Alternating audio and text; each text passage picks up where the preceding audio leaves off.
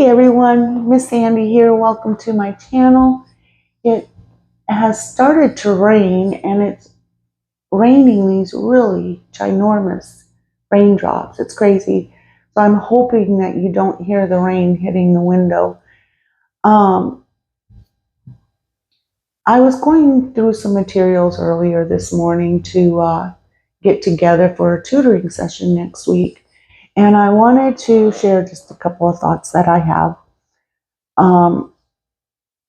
I started tutoring and reading about 6 weeks ago, and for a couple of reasons.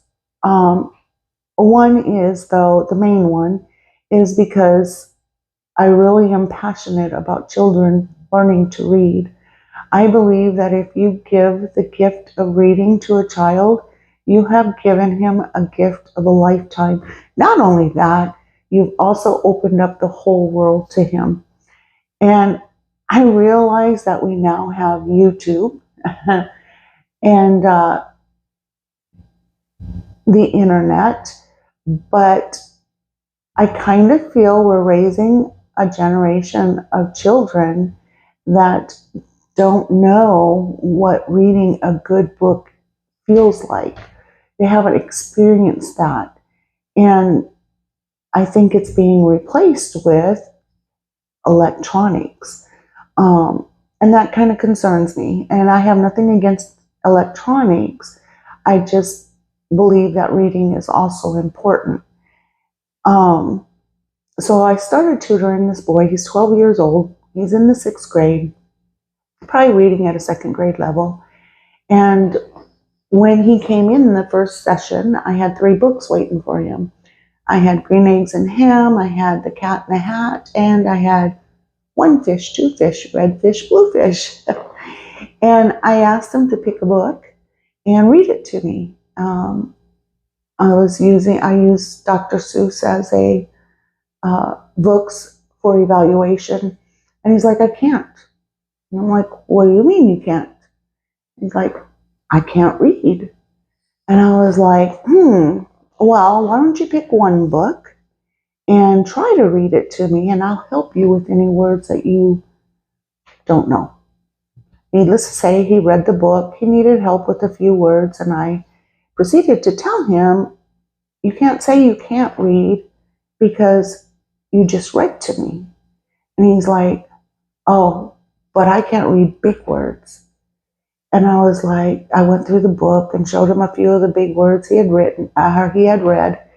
And I said, well, you read these words and they're big words. No, but I can't read big words. And I was like, I can't read some big words. I have to look them up, see how they're pronounced, look at what they mean. I was like, you learn as you practice. And so the next time he came, I had Frog and Toad are friends. Insert here, Frog and Toad are awesome books. They're great read-aloud books, and they're great books for beginning readers. Besides, I like Frog and Toad.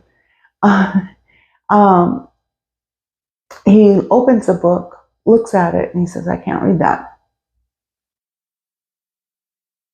Oh, why? Because it's a chapter book. I can't read a chapter book. Are we seeing a pattern here?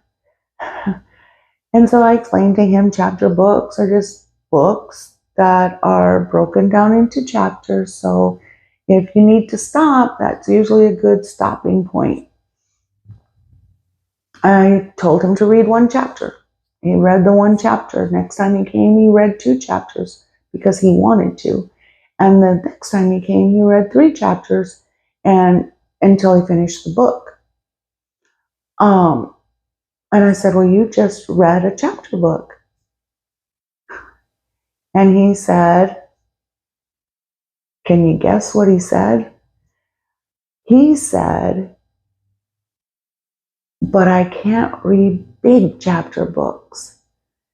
And I told him, of course, big chapter books are just a longer story broken down into chapters because it takes us a little longer than 1 time or 2 times to finish the book.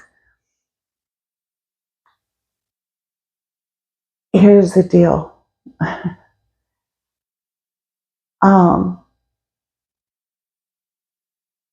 I believe this boy has been told he can't, either directly or indirectly, so much that he really believes he can't. And so I went ahead. His next book was this book. I want to get this in here because it's a good book. Do you see? I hope you can see this.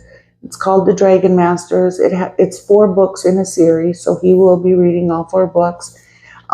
It has 16 chapters, and then, as you can see, the print, I hope you can see, the print is larger, and there's fewer words on each line. This book actually would be excellent for a dyslexic child trying to learn to read. But this was his next book that I had given him, and it's really pretty cool. I'm kind of into the story myself, right? But he's been reading this, and now he actually, the last session we had, he was like trying to go to the back and see and read what was going to happen next, because he wants to know how it's going to end. Cha-ching! I accomplished something. I've accomplished giving him the experience of reading a good book.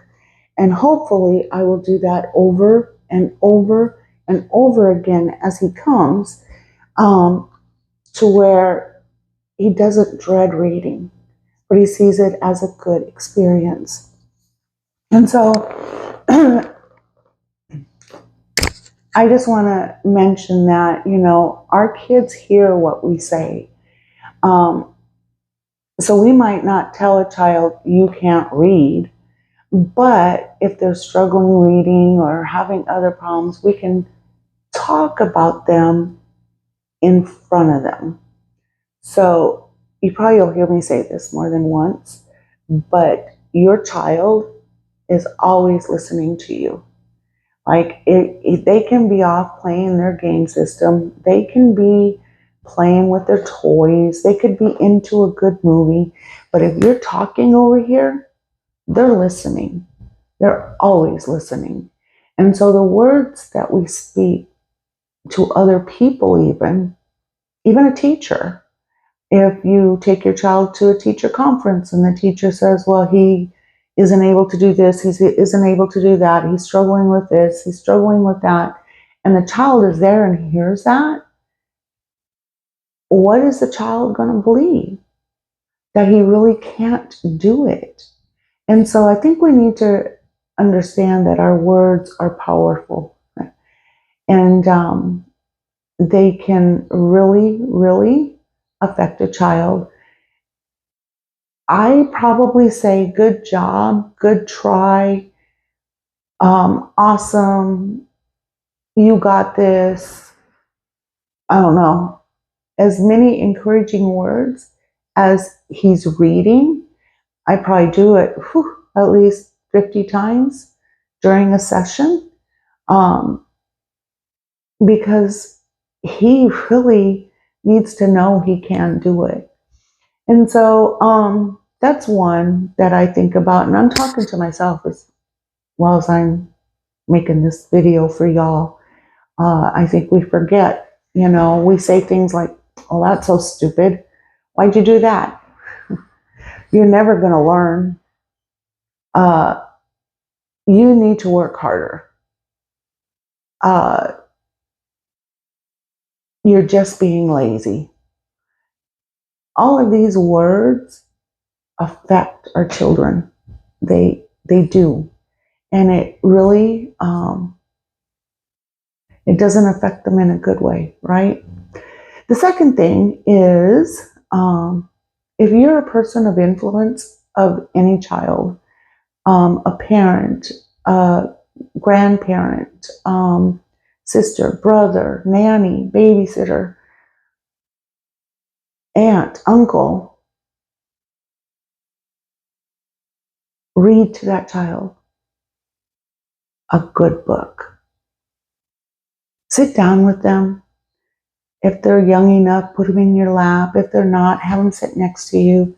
You're giving them memories that they'll never forget. They'll say, oh, I remember going to Grandma's house. She'd make popcorn and we'd sit on the couch and she read a book. I remember 30 minutes before bedtime, Mom would get a book and she'd read us this story.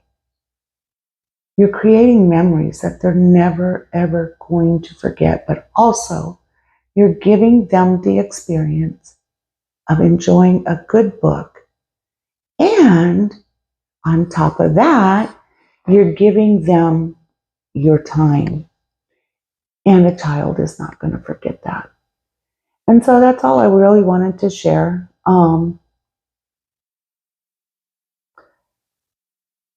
Go out, get a good book, find a child, and read to them today.